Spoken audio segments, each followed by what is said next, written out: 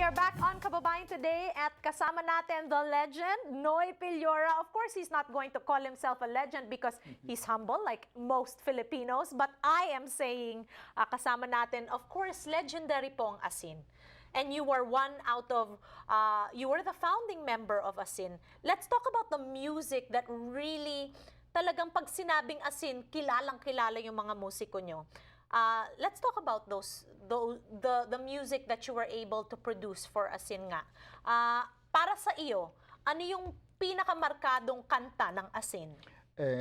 Yung unang kanta ng Asin na talagang tumago sa puso ng Pilipino ay ang Masdan Mo Ang Kapaligiran, which speaks about the destruction of the environment. So it's a kind of call. It's a kind of a call to save the environment.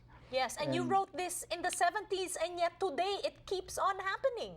It's only today that people are actually realizing that this is really happening, you know. Yeah, so your song was really way ahead of its time. Yes, I guess so.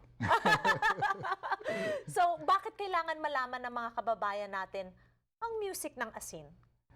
I think we have to see that the relevance of the songs of Asin are really happening in the present time also, in the past also, and in the present time, because like for example, the political situation or the economic situation of the country still is on the same spot. So these songs came out at this time, and so it's being carried through over the generation, you know, or even many decades. It's still alive until now.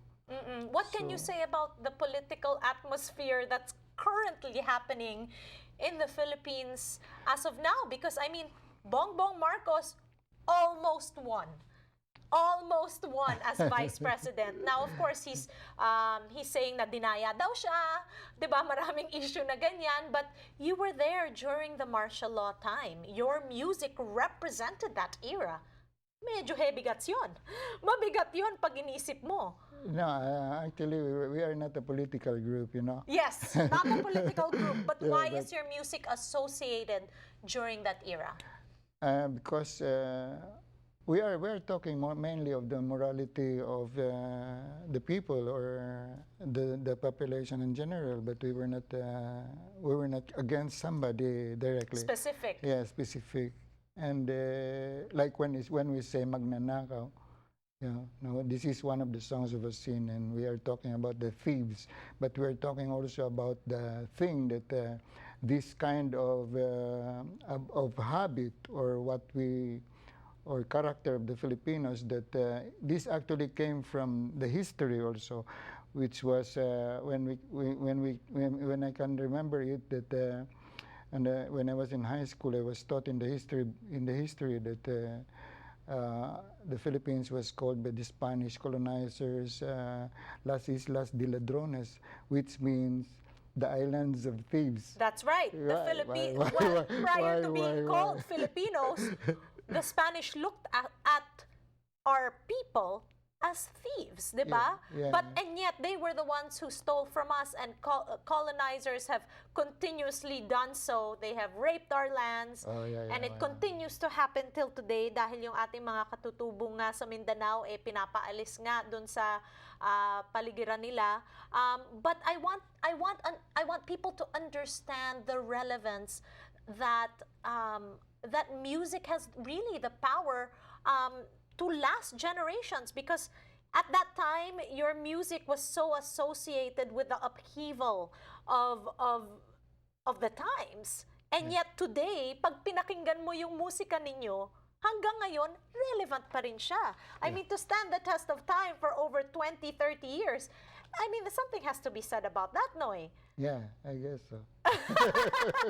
Ang humble talaga. Okay. So, kakantahan nyo kami ngayong araw na ito. Ano yung kakantahin nyo po? I'm going to sing for you the first recorded song of Asin, which is Masdan Mo Ang Kapaligiran. And it talks about the call to save the environment, which actually up to the present, it's a challenge to the morality of men. That's right. And then you also are singing another song. Yeah.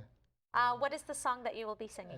I will be singing this song together with a local talent here in California.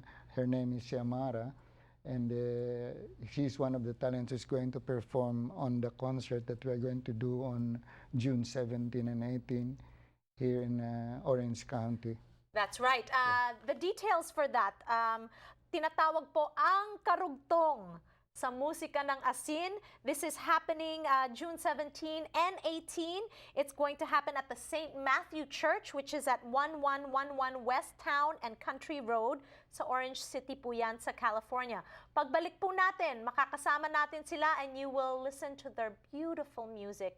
Noy Pillora is here on Kababayan Today. What a special treat. Magbabalik kami.